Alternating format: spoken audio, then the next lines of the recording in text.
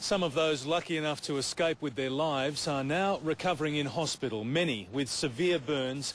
They're in the Alfred hospital. Some are still on life support, but those who are able have begun sharing remarkable and heartwarming stories of survival. Bill and Cheryl Carter have been by each other's side for 22 years, and nothing, not even Victoria's worst bushfires, were going to tear them apart.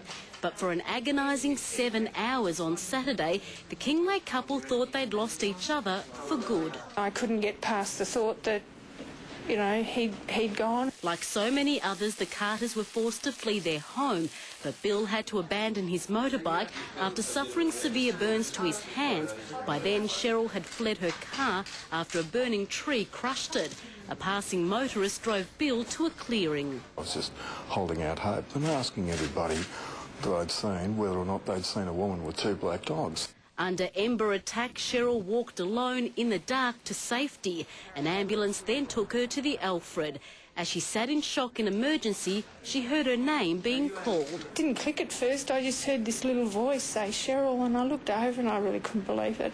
It was Bill. He'd been airlifted to the same hospital. We didn't realise that both of us were still breathing until we got into the hospital here. I grabbed him by his big toe because it looked like the only piece that wasn't burnt at the time. No, it was really good.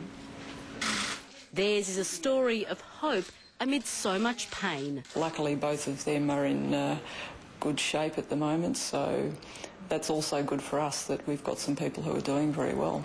The Carters are certain they've lost their home, but are grateful they've still got each other. You know, you realise the value of people around you, and your house doesn't really matter. Anastasia Salamastrakis, 7 News.